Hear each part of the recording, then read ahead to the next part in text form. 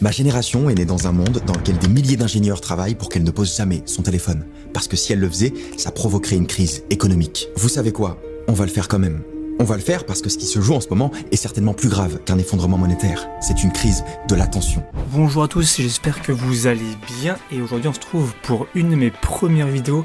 Ça va être un défi, c'est celui de 30 jours sans réseaux sociaux. On est parti, let's go! Je fais principalement du contenu sur TikTok mais aussi sur Instagram, c'est du contenu dédié au voyage et du coup j'ai 25 ans et comme tous les jeunes de mon âge, je suis addict à mon téléphone. Et la question que pas mal d'entre vous doivent se poser, c'est pourquoi est-ce que je fais cette vidéo? Parce que mon temps d'écran a vraiment explosé. Avant, j'étais aux alentours de 1 à 2 heures, vraiment grand max par jour. Et maintenant, je suis à peu près à 5 à 7 heures par jour. Et c'est vraiment trop. Il y a eu 2 vidéos qui m'ont inspiré à faire ce défi. La première que vous avez vue en introduction, c'est celle de Léo Duff qui s'intitule Mon plan pour sauver la génération Z. Et pour la deuxième, c'est celle de Tataki. On y voit un groupe de personnes essayant de faire ce défi.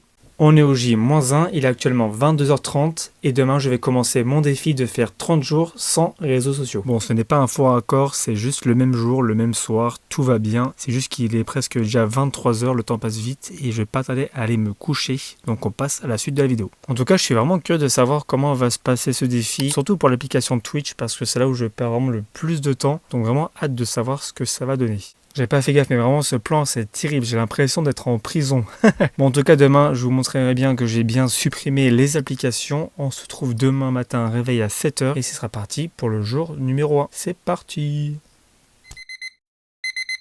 C'est le premier jour du défi, il est actuellement 7h54 et comme on peut le voir, on est bien le 1er octobre. Bon, ça m'a un peu surpris, mais j'ai quand même réussi à me réveiller aux alentours de 7h parce que d'habitude je le mets mon réveil à 7h, mais après je décale, je mets sur snooze et je me réveille plus aux alentours de 8h en semaine, mais là, aucun souci. Pour être honnête avec vous, ce matin, j'ai regardé une dernière fois mon compte TikTok pour voir si je n'avais rien loupé. J'ai déjà installé TikTok, Twitter, Twitch et Instagram. Par contre, j'ai laissé Messenger, WhatsApp et sinon j'ai aussi gardé YouTube pour pouvoir écouter de la musique principalement. Concernant les objectifs, je me suis fait une petite liste. Forcément, j'aimerais bien réussir ce défi. Le deuxième, c'est au moins de faire 7000 pas par jour, mais bon, ça je le fais déjà. Et sinon, c'est de reprendre la lecture. J'avais un livre que j'ai commencé mais j'ai jamais fini. C'est Le pouvoir de notre subconscient, mais j'ai oublié l'auteur. Pour le programme de ce matin, je dois aller dans le centre-ville parce que j'ai un entretien dans une agence d'intérim. Et sinon, on va se promener tranquillement et puis revenir à la maison.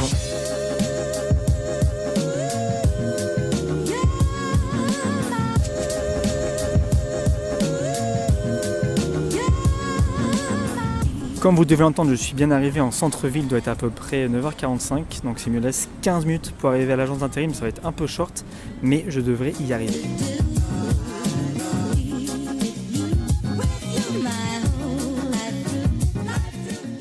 Bonne nouvelle, mon entretien s'est bien passé. J'ai eu droit à un petit questionnaire avec des petites vidéos, c'était plutôt simple en vrai. Là il est actuellement 12h30, comme vous avez pu le voir, j'ai pris le bus. En temps normal, là j'aurais déjà pris mon téléphone pour scroller un petit peu à droite à gauche. Mais là vu que j'ai pas le droit, j'avoue que c'est un peu frustrant. Et je vais pas tarder à aller manger et on se trouve du coup chez moi. Ça y est, le repas est terminé, je me suis bien régalé. Comme vous pouvez le voir, je me suis changé parce qu'il faisait vraiment trop beau. En tout cas, le cadre, je l'aime bien. On est actuellement au golf. Je vais passer, je pense, à peu près 2 heures, ce serait bien. Donc là, on va aller faire du putting. Ensuite, on va aller faire des approches. Et on finira du coup avec le drive. Vous allez voir ce que c'est. Et on est parti. Voilà à quoi ressemble un putting green. Donc c'est un terrain avec du gazon coupé très finement. Et ça, c'est généralement ce qu'on fait en fin de parcours. Donc là vous pouvez voir il y a différents trous avec des drapeaux et le but ça va être avec mes balles de les mettre dans les différents trous. Ça se rapproche un petit peu du mini-golf pour ceux qui ont déjà fait.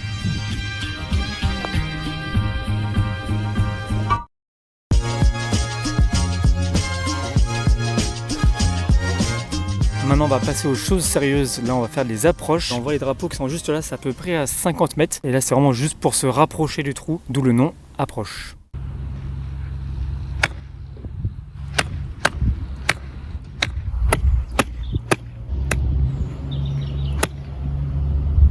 Approche terminée, ça y est, je suis chaud bouillant pour faire des vrais tirs. Dans le seau, il y a à peu près 44 balles. Et oui, j'ai tout compté. Donc là, on va faire des tirs, comme je disais. On va commencer avec un fer 9. Et plus le seau va descendre en termes de balles, et plus on va tirer loin. C'est-à-dire, je vais faire un fer 9, fer 7, fer 5. Après, je vais faire tout ce qui est bois. Et après, finir avec le meilleur, les drivers.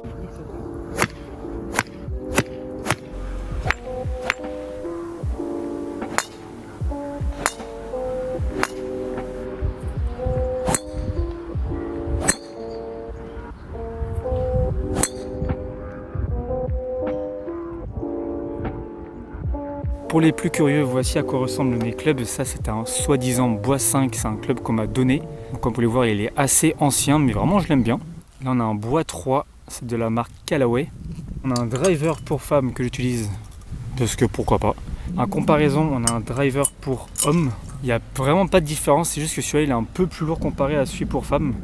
Mais vraiment, il n'y a pas de différence. Concernant les distances, avec un fer 9 aujourd'hui, j'ai fait à peu près 100 mètres, voire 110. Avec un fer 7, j'ai fait 110, 115. Un fer 5, à peu près 120, 125. Le bois 5, j'ai fait à peu près 125 mètres aussi, 125, 130, je suis pas trop sûr. Avec celui-là, j'ai très mal joué avec le bois 3. Je dirais à peu près 120 mètres, mais je suis pas trop sûr parce que mes balles faisaient que d'aller vers la droite. Le driver, là, j'étais bien content, j'ai bien tapé avec les drivers. J'ai fait à peu près du 150, voire 160. Et vu que j'avais le vent contre moi, du coup, j'étais un peu gêné, mais c'est pas trop mal. Mais bon, les joueurs pros, eux, ils font au moins x3 facile. L'entraînement s'est bien passé, il a fait super beau, il est déjà 17h45, donc c'est pile poil ce que je voulais. Là, je vais rentrer chez moi, manger certainement vers 20h je pense. Ce soir je sais pas trop encore ce que je vais faire, mais je verrai bien.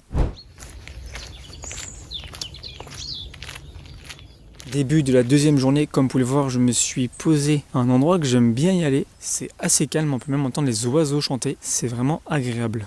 Finalement, je n'ai pas filmé ce que j'avais fait hier soir parce que je trouvais ça pas vraiment intéressant. J'ai lu un peu, j'ai joué aux échecs et je suis allé me coucher aux alentours de 22h parce que j'avais un gros coup de barre.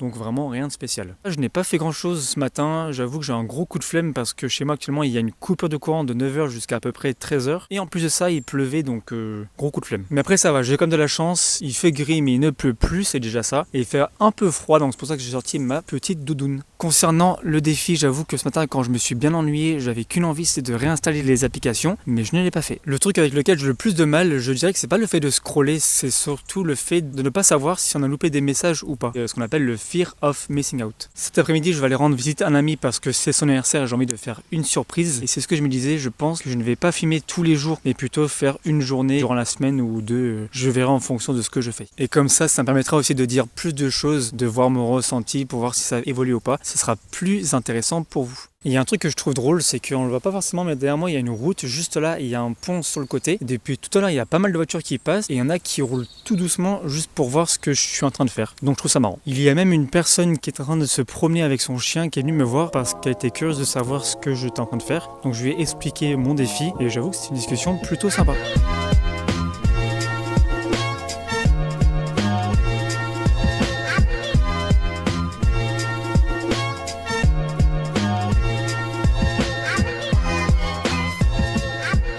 L'après-midi s'est bien passé, c'est même passé plutôt vite je trouve. Quand vous avez pu le voir, je suis passé chez Action. C'était surtout pour acheter ceci, je trouve ça trop pratique. C'est un câble qui fait USB, USB-C pour charger en soit iPhone du coup Lightning, micro USB et pour finir en USB-C. Je ne l'ai pas payé très cher, 3-4 € il me semble. Par contre j'espère juste que ça marche, il faudrait que j'essaye ça ce soir en rentrant. En termes de ressenti, forcément vu que je m'occupe, je pense pas au fait d'aller sur les réseaux. En tout cas ça me manque pas pour le moment. On n'est que le jour 2, je pense que je vais vous reprendre dans quelques jours et on verra comment ça se passe.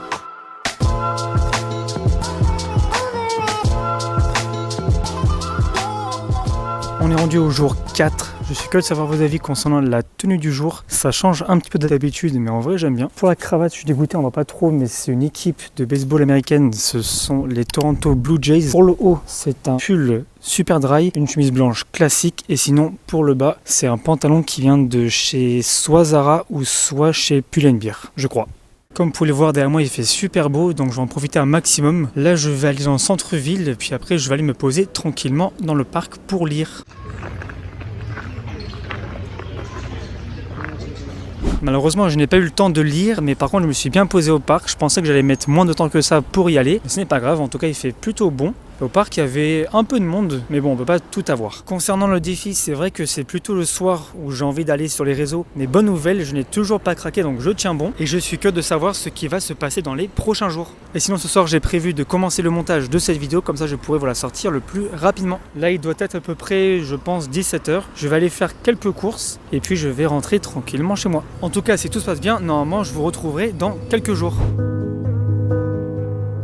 On est le 31 octobre, ce qui veut dire qu'on est Halloween, mais on est surtout la fin du défi. Est-ce que j'ai réussi ou pas? Je vais vous le dire, je vais vous spoiler. Malheureusement, je n'ai pas réussi à tenir le défi, mais je vais vous expliquer ce qui s'est passé. Alors combien de temps est-ce que j'ai réussi à tenir? Eh bien 15 jours, parce qu'au jour numéro 16, j'ai dû réinstaller Instagram pour pouvoir rester en contact avec mes amis. On peut dire que ça fait l'effet boule de neige. J'ai d'abord installé, quand tu as pu comprendre, Instagram, puis ensuite j'ai réinstallé TikTok, etc., etc. Donc durant ce défi, il y a forcément eu des points positifs et des points négatifs. On commence avec les points positifs, et ce que je trouve intéressant, c'est le fait que j'étais beaucoup moins fatigué, par exemple à la fin d'une journée, que lorsque j'utilisais mon téléphone. Je ne sais pas à quoi c'est dû, c'est peut-être à la cause de la lumière bleue, le fait qu'on crée de la dopamine, etc. Je ne sais pas vraiment à quoi c'est dû. On passe au deuxième point, et c'est quand j'ai réinstallé certaines applications que je me suis rendu compte qu'il y en avait qui étaient vraiment inutiles, comme par exemple Twitter, où je passais pas mal de temps avant, et maintenant je passe beaucoup moins de temps. Il y a des applications que je n'ai pas réinstallées, comme Twitch, que je passais beaucoup de temps dessus. Maintenant c'est beaucoup moins le cas. Je trouve ça même une perte de temps, donc je n'ai pas réinstallé. Je vais passer au point négatif. Et bien pour moi, ça a clairement été le fait de ne plus avoir de contact avec mes amis. J'ai dû installer des applications juste pour pouvoir leur parler. On termine avec le dernier point négatif. Et bien quand on est créateur de contenu, on ne peut plus publier, donc c'est un peu contraignant. Pour être transparent avec vous, j'ai même hésité à faire cette vidéo, mais je vais quand même la sortir pour montrer que ce n'est pas forcément évident. Si je devais donner une conclusion à cette vidéo, si vous le pouvez, et bien désinstaller carrément une application, ou bien juste limiter le temps que vous passez dessus. Et là vous verrez, vous allez gagner plus de temps dans votre journée. En tout cas, je suis curieux de savoir dans les commentaires si vous serez capable de faire ce défi ou pas. Nous on se retrouve très vite pour de nouvelles vidéos, et sur ce, ciao tout le monde, à la prochaine.